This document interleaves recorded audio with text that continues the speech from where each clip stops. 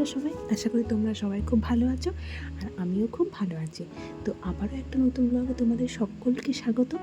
আর ব্লগটা আজকে এখান থেকে স্টার্ট করছি।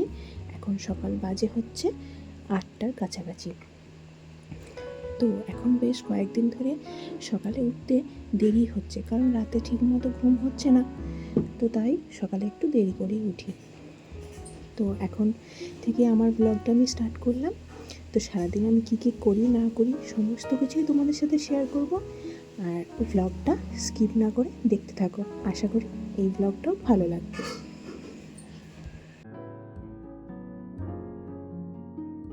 তো কলপারে চলে এসেছি আর ব্রাশ নিয়ে নিয়েছি।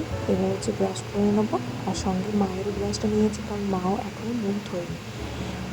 আর কারণ সকালে বাবা হচ্ছে দোকান চলে যায়, তো তারপর মা আর আমি সারাদিন বাড়িতে একাই থাকি। তো তাই সকালে মা আমার সাথে চা খায়, আমার সাথে ব্রাশ করে। তো ব্রাশ করার পর এখানে চা সাথে দুটো বাটার টোস্ট নিয়ে খেতে বসে গেছে। এটা এখন খেয়ে নেব। তো এখন যে ভিডিওটা দেখতে পাচ্ছ, এটা হচ্ছে সোজা ওই 12:30 নাগাদ, মানে স্নান করার পর। তো 1:30টার সময় আমি চা খেয়েছিলাম। তো তারপর হচ্ছে জলখাবারটা খেয়েছিলাম, সেটা তোমাদের সাথে শেয়ার করা হলো না।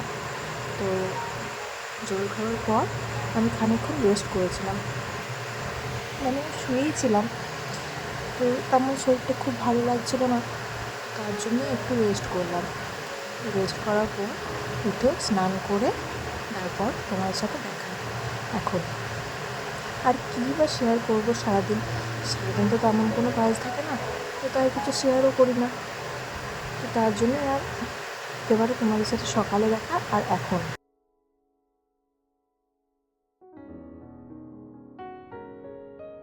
আর এখন যা গরম পড়েছে, তো ভাবছি চুলটাকে আর এমনি কোনো রকমভাবে বাঁধবো না, সোজা উপরে তুলে একেবারে খোপা করে নেব। কারণ এমনিতেই গরম, তারপরে আবার যদি চুলটাকে ছেড়ে বা অন্যরকম কিছু করে বাঁধি, তার জন্য আর একটু বেশি গরম করবে। তো তাই আর অন্যরকমভাবে বাঁধবো না, সোজা উপরে তুলে একটা খোপা করে নেব, যাতে সারাদিন আমার থাকতেও সুবিধা হয় আর গরমটাও কম করবে। তো তার জন্যে এভাবে চুলটা বেঁধে নেব। তো স্নান করে চুল বেঁধে মুখে ক্রিম লাগিয়ে আর সিঁদুর পরে এখন রেডি হয়ে গেছি। তো সকাল থেকে না একবারও আমি বাইরে দিয়ে যাইনি। তো একবার বাইরে দিয়ে ঘুরে আসবো, তারপর দেখবো মা কী রান্না করছে। তো আজকে আমি যতদূর জানি বৃহস্পতিবার আজকে। তো বৃহস্পতিবার দিন আমাদের বাড়িতে বেসিক্যালি নিরামিষই হয়। তো নিরামিষ হবে। তো দেখা যাক আজকে কী রান্না হয়। তো যখন খাবো তখন তোমার সাথে অবশ্যই শেয়ার করবো। দেখো এখন বাজছে হচ্ছে 1:15, আর মা আমার খেতে দিয়ে দিয়েছে। তো এবার হচ্ছে আমি খেয়ে নেব। তো আজকের দুপুরে মেনুটা ছিল খুবই সিম্পল।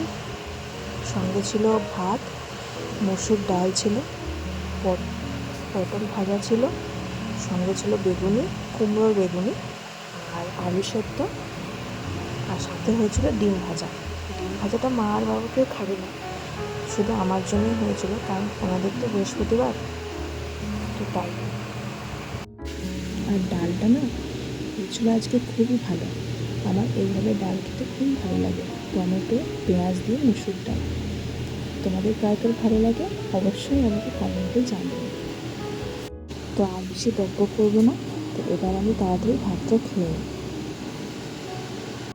তো এখন দেখা হচ্ছে সোজা সন্ধ্যাবেলা। সন্ধ্যাবেলা কিছু খেতে ইচ্ছে করছিল। তো চা বিস্কুট তো প্রত্যেকদিন ভালো লাগে না, তো তাই বাড়িতে ছিল পপকর্ন। তো এটাই ভেজে নিয়েছি। তো সন্ধ্যার চাটা এই পপকর্ন দিয়ে আজকে সেরে নেব। তো রাত্রে ডিনারটা করা হয়ে গেছে। ডিনার কমপ্লিট করে চলে এসে হচ্ছে ঘুমোতে। এবার ঘুমিয়ে পড়বো। তো তার আগে চুলে একটু তেল লাগিয়ে নেব।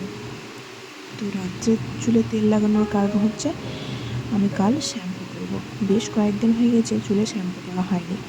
আর আমি যখনই চুলে শ্যাম্পু করি তার আগের দিন রাত্রে বা শ্যাম্পু করার 7-8 ঘন্টা আগে আমি চুলে তেল লাগাই, ভালো করে তেল লাগিয়ে নিই।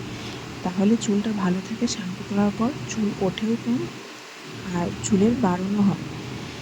তো তোমাদেরও যাদের চুলের সমস্যা হয়, শ্যাম্পু করার পর চুল রাফ হয়ে যায় কি চুল ওঠে বা চুলের যে কোনো সমস্যার জন্য তোমরা একবার এই টিপটা ফলো করে দেখতে পারো, খুবই উপকার হবে। তো আমি চুলে তেল লাগিয়ে এখন ঘুমিয়ে পড়বো। তো ভিডিওটা এই পর্যন্তই, এখানেই এন্ড করলাম। সবাই ভালো থাকবে, সুস্থ থাকবে, আর ভিডিওটা কেমন লাগলো অবশ্যই জানাবে। আবারও তোমাদের সাথে দেখা হবে একটা নতুন ভিডিওতে নতুনভাবে।